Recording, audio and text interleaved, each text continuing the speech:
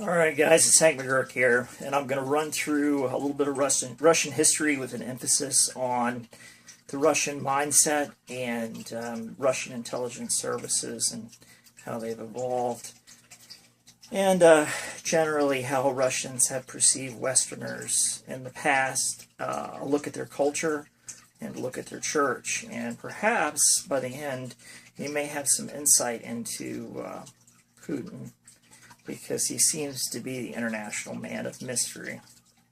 Now, let's begin.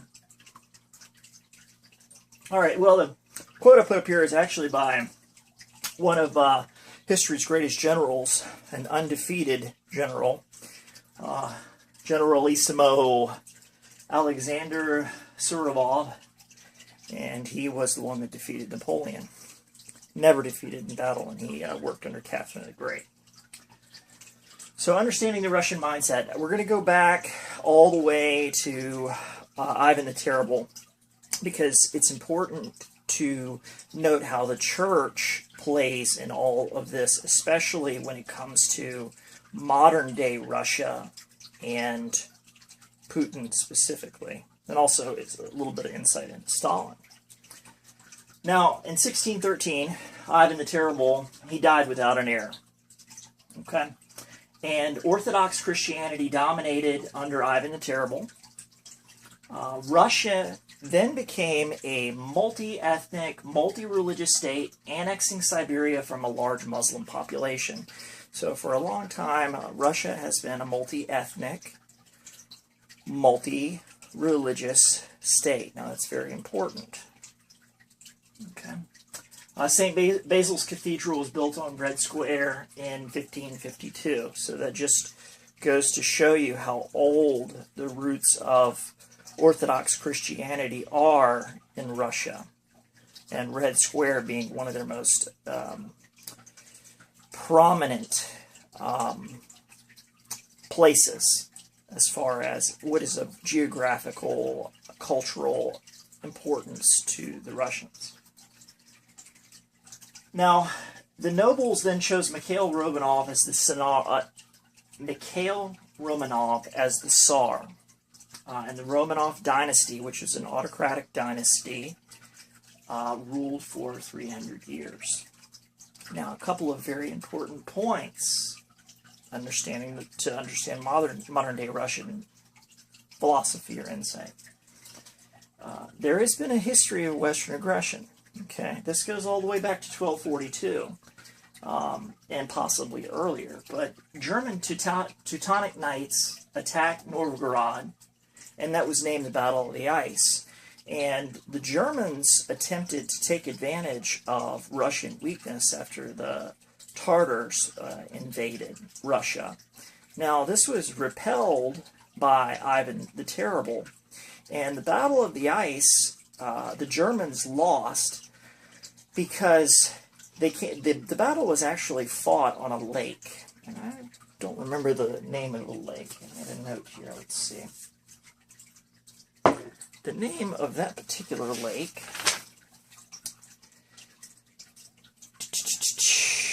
was Lake Peipus. Okay? And what happened was the Germans marched in a wedge formation in order to break the Russian defenders, but their heavy armor and specific marching foundation compromised the strength of the ice on the lake, and the lake ice broke beneath them, and the German invaders then drowned. 1242, Battle of the Ice. Okay. Now, I'm going to kind of skip over most of Peter the Great, Catherine the Great. Peter the Great basically was more European than most of his Russian counterparts. He was kind of the first modern, first Russian to really want to modernize Russia. He spent a great deal of time in Europe traveling around in disguise, I think, as different types of handyman type apprentice sort of things, low-level positions, in order to get an idea of European culture, I guess. Now, Catherine the Great was actually a German, and many Russians applaud her rule. It was a time of peace. We're going to go on to Western Aggression Part 2, and this one now is from the French, Napoleon. Now, this is Napoleon versus General Alexander Suvorov. Now, in 1799, General Suvorov draws Napoleon across the Alps in a strategic withdrawal, destroying supplies with a scorched earth policy. This is again repeated in World War II, leaving the French legions destroyed by the Russian winter. There's been no successful land invasion of Asia by the West in all of history. The only person I think that, or the only person that had done it was that really conquered all of Asia was Genghis Khan. So that's why 1/4 of all Asians have some sort of descendant, I guess DNA or whatever. They descend from Genghis Khan. The guy not only conquered but fornicated quite a bit. His military technology of the day was horseback and being able to fire arrows from horseback. So totally brutal method of warfare, because you've got mobility, archery, range. Incredible for that time period. All right. Now, that's just a little bit of an aside. The Russian intelligence apparatus and the birth of the KGB. Now, the birth of the KGB could probably be traced all the way back to December 20th of 1917, when something called, well, in English, it would be called the Extraordinary Commission, which is also known as the Cheka. Okay. And the Cheka was run by a brutal man who was also something of a let's say he was ruthless. He was absolutely committed to his cause. His name was Iron Felks. They called him Iron Felks, Dzerzhinsky. And the Bolsheviks, having just solidified their power in the October Revolution, wanted to make sure that they didn't have any political rivals in order to preserve their political power. So they set up this extraordinary commission with Iron Felix or Felks at its head. And there was a lot of mass murder, torture, execution, imprisonment, you name it, he did it. Ruthless guy. So that's kind of giving you a little bit of an insight on how Russians deal with their internal security matters. They're blunt. They're extremely blunt when they deal with them, and they deal with their people. Okay? And he was so committed to the revolution, so committed to the cause, his solution was to wipe out anybody that disagreed. And again, let me just say that it's basically nicknamed the Cheka. Okay. Now I'm going to take you a little bit forward in time to 1995, because I think this is important. Cheka's cheek became fashionable among some Russians, Boris Yeltsin being one of them. Boris Yeltsin then named December 20th, based on that December 20th, 1917 birth of the Extraordinary Commission, the day of the security state. So the Russians celebrate December 20th as the day of the security state. Okay. Now, Yeltsin, in my opinion,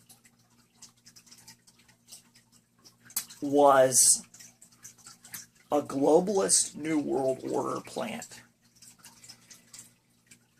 The international bankers have been working toward the New World Order for a very, very long time. And the Soviets had very tight control. Communism was about top-down, centralized authority. Not initially, but Stalin made it that way. Top-down organization of resources. And it's not Obviously, it's the antithesis to a capitalist system. But Boris Yeltsin came around in 1995, which was after the supposed collapse of the Soviet Union, which was essentially one of the biggest wealth transfers in all of human history, from one set of oligarchs to another set of oligarchs, namely people around Putin and his ilk. A few others I could name. Okay. Now, Boris Yeltsin, like I said, he was kind of a puppet, a pawn. Same way that I kind of see Gorbachev. And they put the International Bank in after the Berlin Wall came down. And everybody thought, well, the international bankers, essentially the New World Order, the British flying the American flag, the West, NATO, whatever you want to call it, is essentially all tied to this New World Order banking cabal, where they issue the facsimile of money, paper notes. So once this bank was accepted in Russia, Russia went from being, or the Soviet Union became the Russian Federation, which was then assumed to be on the New World Order team because it had an international bank in it. Well, how things change. Because later, Putin then, or Putin's administration, sort of, the oligarchs, the security services that are in control in Russia, take over that central bank. And they make it a national bank instead of an international bank. And they collectivize it for Russian use, or for the use of the specific group of Russian oligarchs, instead of for the IMF and the BIS. So we're talking about the very top of the criminal syndicates that want to rule the entire earth through monetary means, or monetary manipulation. Because I've talked about the logistics of mind control in the past. You can go back and look at that video and you can see, or the energies of financial engineering, you can go back and see how money, for whatever reason, seems to drive men insane, and it also basically makes them easy to manipulate. They kill for paper money, and kill for gold, shiny metal. Go figure. Okay, let's get back to the past. Okay, the Russian Orthodox Church is a very important part of this whole piece of the puzzle, and Soviet atheism is also a very important piece of this overall puzzle. Now, a man named Vladimir Ulyanov, who most people would know as Lenin, actually had a brother that was executed by the the Tsars, the royal family, the autocrats, and spent a good deal of time in exile from Russia. He actually had no participation in the October Revolution, in which the Bolsheviks seized control. But the Germans actually saw Lenin as a change agent. So essentially, Lenin was a German spy who was sent to Russia to undermine the authority of the ruling elite in Russia at that time, still part of the Romanov dynasty. And so he was basically a German state-sponsored spy. A word to use that most would best describe that type of spy is a change agent. Now, there's very little doubt in my mind that Lenin was committed to the revolution. In fact, he survived 4 different assassination attempts and had serious misgivings about Stalin, but he was backed by the Germans. Okay, as most powerful people in history are, they're backed by somebody. There's only a rare handful of men or women, or very small quality of people that are born into a different station, that arrive at a different station without being backed by somebody for some reason. Okay, let's talk about Joseph. I have no idea how to pronounce his last name, but I'll give it a shot. Actually, I'm not going to embarrass myself. I probably should have looked up the pronunciation. But Joseph, a.k.a. Stalin, and he takes the name Stalin from the Russian word stal, which means steel. So he's the man of steel. And initially, he was a poet, and he studied at a theological seminary. So I want that to be impressed upon you as another important point here, because it's tying back to the Russian Orthodox Church. Now, Stalin studied in Georgia, the Russian Georgia, not the southern United States, and became, he never finished seminary, but he was at least well aware of how the church worked and, all the players and the people and things within it, because he had gone to seminary. But he never graduated. He instead became a revolutionary and joined with Lenin and Trotsky. Now, Stalin outmaneuvers his political rivals brutally, often at times, every step of the way through the revolution. Now, how is this accomplished? I believe, and this is speculation here, where I'm just connecting the dots, that Stalin, knowing the Russian Orthodox Church as he did, would understand that the church itself serves as an intelligence apparatus, because people come into the church and they do things like confess. They do things like listen to sermons. They do things like congregate. So it's a way, especially back in those days, for a person to easily identify all the associations that a person would have.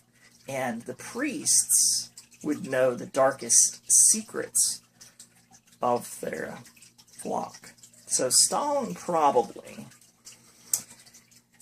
used the Russian Orthodox Church as part of his intelligence apparatus. Now, I can't confirm that, but that's just mere speculation based on his background and theological and at the seminary. Okay, third little point here is Leon Trotsky, who was supposed to be the heir apparent to the revolution, who still, maintained a lot of those original revolutionary communist ideas, workers unite, workers' rights, things of that nature. Stalin had him exiled. He goes to Mexico, and he's later assassinated on orders from Stalin by a Soviet agent, and Trotsky's head was bashed in with an ice pick. So that's the end of part 1. In part 2, we're going to go on and get into World War II, the Nazis, Stalin, and how the Russian state secret service, the extraordinary commission, and all those other little players, the Russian Orthodox Church, start to come together. It's been Hank. Catch you on the flip side.